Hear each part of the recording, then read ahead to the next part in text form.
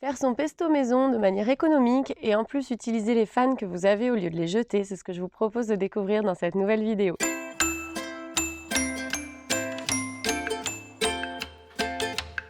Je suis Monique Thomas et vous êtes sur ma chaîne Saveur et Simplicité. C'est une chaîne sur laquelle je partage avec vous mes astuces et mes découvertes pour aller vers une vie plus saine, plus simple et plus heureuse.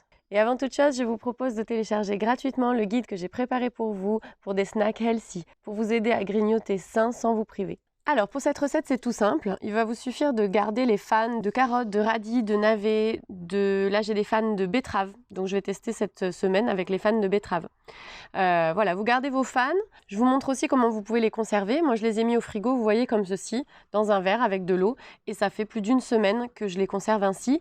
Ils étaient en train de commencer à flétrir, donc je les ai mis dans ma porte de frigidaire comme ça. Et ils se sont revigorés et là ils sont vraiment parfaits. Pour cette recette, il vous faudra 1 à 2 gousses d'ail, 30 g de parmesan, des amandes ou des noix ou des noisettes, des noix au choix en fait, ce que vous préférez qui va donner du goût, vos fans bien évidemment et de l'huile d'olive. Alors c'est tout simple.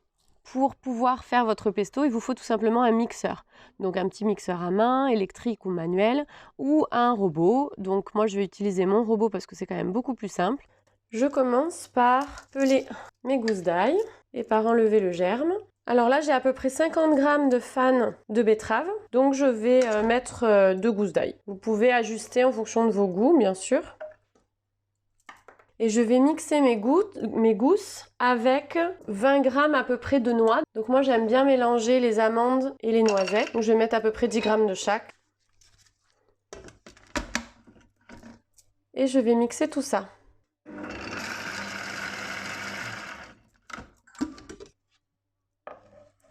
J'ajoute ensuite le parmesan, donc 20 à 30 g en fonction de vos goûts encore une fois.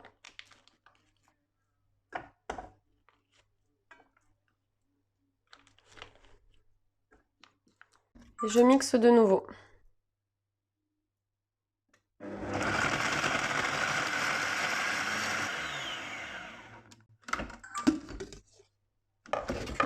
Voilà, j'obtiens quelque chose qui est vraiment bien mixé.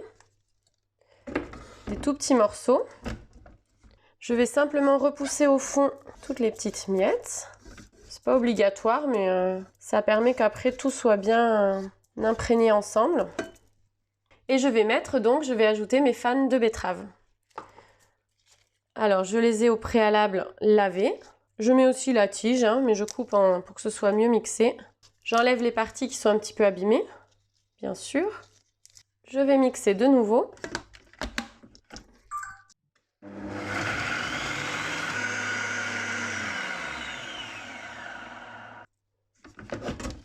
Voilà. Alors, je vais rajouter d'abord un peu de sel. Très peu, je sale très peu moi. Et maintenant, je vais mixer ma préparation tout en ajoutant mon huile d'olive.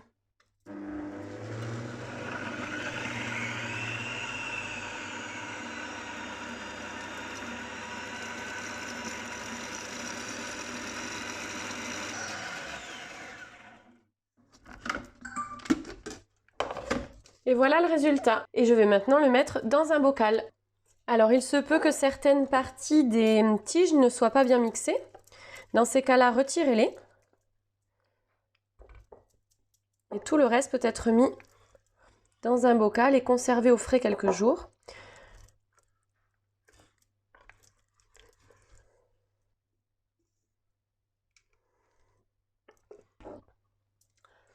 Voilà.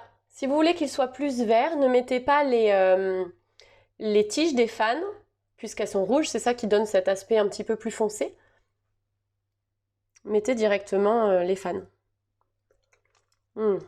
C'est trop bon. C'est top. C'est un super goût.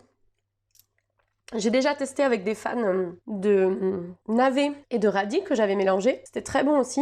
Dans la vidéo que je vous mets en dessous, vous trouverez du pesto avec une recette de pesto avec du basilic et du brocoli.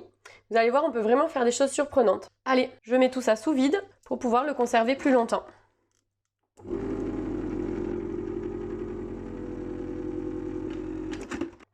Voilà, c'est mis sous vide. Je vais donc pouvoir le conserver environ une semaine au frigo, voire un petit peu plus. Si vous n'avez pas, vous, la possibilité de le mettre sous vide, assurez-vous qu'il est bien imbibé d'huile d'olive. Vous pouvez même rajouter une petite couche d'huile d'olive par-dessus et consommez-le dans les 2-3 jours. Ou encore mieux, frais, c'est là qu'il est vraiment le meilleur. Et voilà, c'est terminé, c'est vraiment tout simple, vous voyez. Donc ça me permet de réutiliser mes fans au lieu de les jeter. Vous pouvez aussi d'ailleurs faire de la soupe avec vos fans, mais ça on en reparlera dans une autre vidéo. Vous pouvez conserver ensuite votre petit bocal au réfrigérateur pendant quelques jours, mais sachez qu'en fait le mieux c'est de le consommer très très rapidement. Si vous conservez au réfrigérateur, du coup, je vous conseille de vous assurer qu'il y ait une pellicule d'huile sur le dessus pour que ce soit pas, que ça ne s'oxyde pas à cause de l'air. Et donc, une super solution aussi pour le conserver, c'est de le mettre sous vide. Moi, c'est ce que je fais avec mon appareil de mise sous vide. Et enfin, si vous voulez le faire et que vous ne le consommez pas tout de suite, vous pouvez aussi le congeler dans des bacs à glaçons ou des moules en silicone un peu plus gros en fonction de la taille que vous souhaitez. Ensuite, vous démoulez et vous pourrez les mettre dans des sacs congélation. Je vous mets en lien juste en dessous de cette vidéo une autre astuce que je vous ai proposée pour du pesto de basilic pur ou alors en réutilisant aussi des troncs de brocoli. Donc sachez qu'en fait le pesto c'est vraiment une recette pour laquelle vous allez pouvoir utiliser des restes, des déchets de cuisine finalement que sinon vous n'utiliseriez pas forcément. Et ça donne un goût super, c'est très très bon.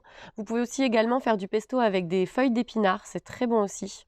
Donc voilà, je vous invite vraiment à tester plein de recettes différentes de pesto, en gardant toujours à peu près les mêmes proportions en fonction de vos goûts, vous pouvez varier un petit peu. Une petite idée recette, vous pouvez donc faire cuire des pâtes complètes par exemple, vous les faites ensuite revenir à la poêle avec votre pesto, vous mettez quelques copeaux de jambon rouge et par-dessus vous parsemez de tomates cerises. Et encore mieux, vous spiralisez quelques courgettes pour les mettre par-dessus. Si vous ne connaissez pas encore cette astuce pour manger des légumes, je vous invite aussi à suivre le lien que je vous mettrai sous la vidéo pour spiraliser vos légumes. Et ça vous fait une recette complète, simple, saine et riche en légumes et en couleurs. Voilà, c'est tout pour aujourd'hui. J'espère que cette vidéo vous aura plu. N'hésitez pas à la partager avec les personnes qui pourraient être intéressées, à mettre un petit pouce bleu si ça vous a plu et à vous abonner à la chaîne. Et je vous retrouve bientôt dans une nouvelle vidéo.